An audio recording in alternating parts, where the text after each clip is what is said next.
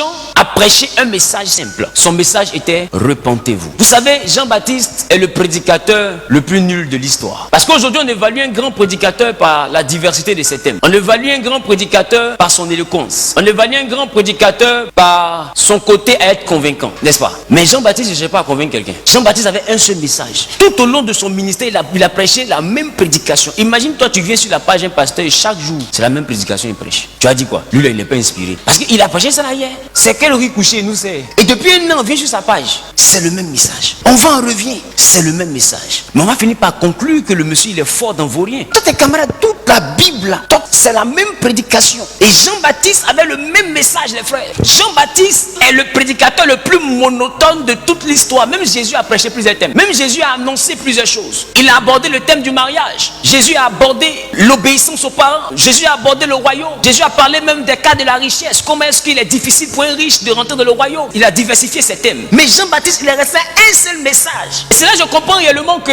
ce Jean-Baptiste-là, quand j'arrive en Luc, le chapitre 7, le verset 28, que nous dit la Bible? Je vous le dis, parmi ceux qui sont nés de femmes, il n'y en a point de plus grand que Jean. Il n'y a pas un qui est plus grand que Jean. Cependant, le plus petit dans le royaume des cieux est plus grand que lui. Qui parle? C'est Jésus. Or, nous savons qu'il est Dieu fait chair. Là où il y a plusieurs prédicateurs qui sont forts, Dieu lui-même ouvre sa bouche, il dit, il n'y a pas plus grand né d'une femme qui dépasse Jean. Jean est le plus grand de tous ceux qui sont nés d'une femme. Ça veut dire que Jean est plus grand que Moïse. Or, Jean-Baptiste n'a pas fendu la mer. Mais Jésus confesse que Jean-Baptiste est plus grand que Moïse. Est-ce que quelqu'un me comprend? Moïse parle et puis il pleut manger. Moïse parle à caillou et puis l'eau sort du rocher. Moïse a fait des choses extraordinaires. Mais quand Jésus dit, il n'y a pas plus grand que Jean, ça veut dire que Moïse est plus petit que Jean-Baptiste. Quand je prends le temps de regarder Élie a prié, le feu est descendu du ciel, mais il est né d'une femme. Donc Jésus dit qu'il est plus petit que Jean-Baptiste. Quand je regarde même Salomon avait tout l'or du monde, il était riche, il n'y avait pas de semblable à lui, mais il est né d'une femme. La Bible dit qu'il n'était pas plus grand que Jean-Baptiste. Donc la grandeur selon Dieu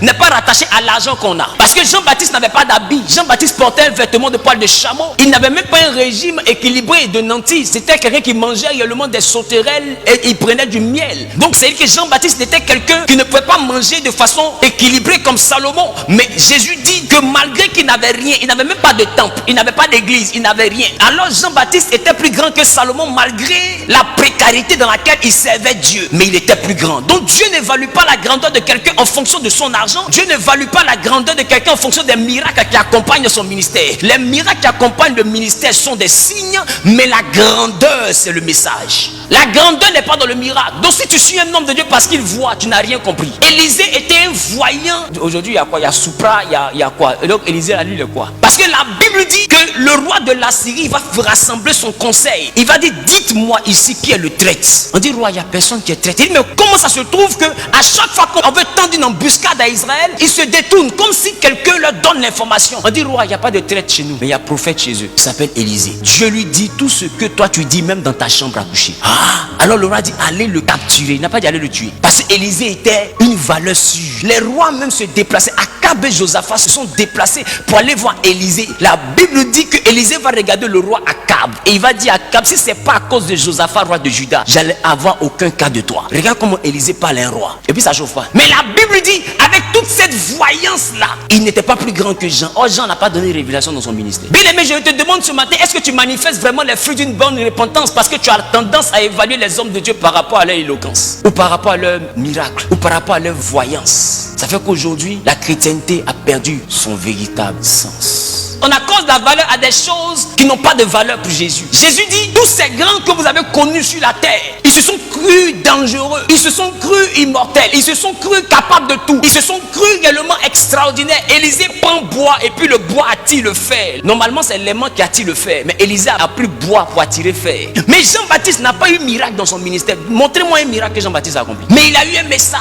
Son message était, repentez-vous car le royaume des cieux est proche. Tout ce que nous avons sur la terre, les amis, sachez que nous allons le laisser. Moïse, il a fini ce qu'il devait faire. Mais j'ai eu mal quand j'ai lu le Nouveau Testament. Et on me dit que Michel s'est retrouvé en train de discuter le corps de Moïse avec quelqu'un, Satan. La Bible dit, quand Michel discutait le corps de Moïse avec Lucifer, il n'osa pas injurier le diable. Mais il lui disait que l'Éternel te réprimande. Comment tu peux avoir fait de tels miracles et puis sur ton cadavre, c'est Satan qui vient lutter? Normalement, Satan ne doit pas avoir de part sur toi. Parce que même le pauvre Lazare, la Bible dit, quand il est mort, les anges sont venus le chercher. Il n'y a pas il débat sur son corps. Mais toi, Moïse, tes miracles sont comment jusqu'à se bat sur ton corps? Il y a des personnes que vous voyez briller là. Il dit, il y aura palabre sur leur corps. Il y aura pas. Dis à ton voisin, il y aura palabre. En temps, normalement, quand tu regardes, il y a tout pour attirer, tout est beau, tout est miraculeux. Mais il dit, il y aura palabre sur leur corps. C'est pas de l'air vivant que tu auras le palabre, c'est sur leur corps, il y aura palabre. Il y a un endroit où Dieu nous attend tous. C'est là où on n'est plus autre chose que des corps. Parce qu'il y a un endroit bientôt où tu seras, et ça c'est la prophétie la plus sûre de ta destinée. Si quelqu'un veut te dire tu mourras,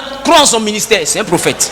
C'est la prophétie la plus sûre de tous ceux qui sont ici. C'est qu'un jour, on va t'appeler le corps numéro tant, le casier numéro tant. Si tu as eu la chance d'avoir un casier, et c'est pas donné à tout le monde aussi d'avoir un casier. D'autres se sont retrouvés dans l'article 125 ou bien 225 et n'ont eu aucun casier. Donc bien aimé, on ne value pas un homme par rapport à la grandeur financière.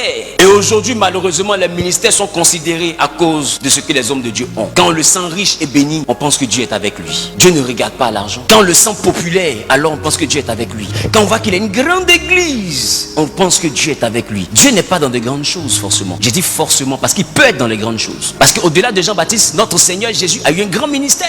Il a rassemblé des foules.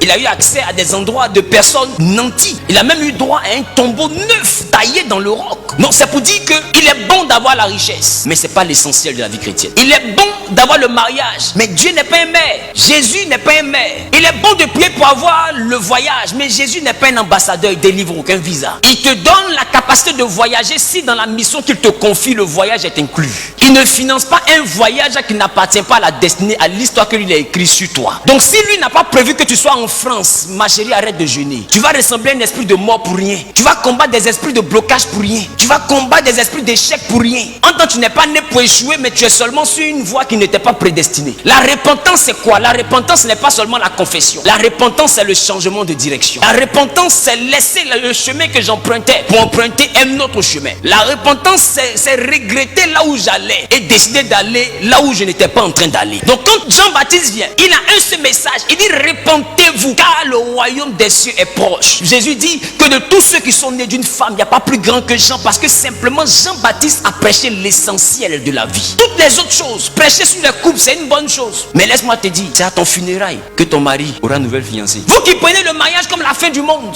c'est dans Yako que ta femme va avoir quelqu'un qui lui plaît. Parce que lui là, quand j'ai perdu mon mari, il m'a soutenu. L'amour va naître dans ça. Vous vous attachez à des choses qui n'ont aucune valeur, parce qu'après vous, ça va exister. Elle ne sera pas Mère Teresa parce que tu es mort. Mon ami, la preuve est que si elle commence à faire de ta mort, de ton décès, un drame, quelqu'un va lui dire, ma chérie, il y a un esprit de mort qui est en train de te fatiguer. Parce qu'en réalité, tu peux t'attacher à quelqu'un qui est mort comme ça. Il est mort, il est mort. Donne-nous ça, on est vivant. Qui me comprend un peu? Est-ce que quelqu'un me comprend? Donc, il ne faut pas t'attacher à des choses que tu vas laisser sur terre. On ne sait même pas à quel moment. Tous tes habits que tu as là, c'est joli aujourd'hui parce que tu as pris photo avec, mais demain ton cousin va porter. La voiture que tu ne voulais pas qu'on roule là, c'est une voiture dont partir à la mairie pour faire ton certificat de décès. En réalité, tout ce que tu poursuis sur la terre, tu vas laisser. Et Jean-Baptiste a eu le meilleur message. Pendant que les autres prêchaient, vous allez être bénis. Jean-Baptiste dit, repentez-vous. Parce que bénédiction, les gens de vous blaguer, vous allez laisser ça ici pour partir. Il dit, le royaume des cieux est proche. Pourquoi? Parce que plus tu vis, le royaume se rapproche de toi. Parce qu'on ne vit pas pour rajeunir, on vit pour mourir. Chaque seconde te rapproche de la mort. Alors il dit, quand tu te lèves le matin, que le jour se lève et que le jour se couche, sache qu'il y a un jour qui vient de te rapprocher du royaume. Alors la Bible dit, jeune homme, réjouis-toi pendant les jours de ta jeunesse. Marche selon les plaisirs de ton cœur. Mais sache que pour toutes ces choses-là, tu seras appelé en jugement. Le plus important, les amis, n'est pas de venir s'asseoir dans une église et puis essayer de jouer les éloquents. À un moment donné, il faut qu'on se rende à l'évidence. Beau, riche, pauvre, nous allons mourir. Si tu veux faire semblant, danse à l'église. Allez, pas tout, publie. Oh Jésus, oh Jésus, oh Jésus. Et puis en bas là, tu fais autre chose. Il dit, c'est sur ton cadavre, tu vas le palabre. Beaucoup sont là, ils vivent une vie chrétienne superficielle. Ils mentent à leurs voisins, ils mentent à leur pasteur. D'autres me mentent à leur femme. Chérie, je t'ai jamais trompé. Ment. Oh, ment, chérie. Dis à ton voisin, ment.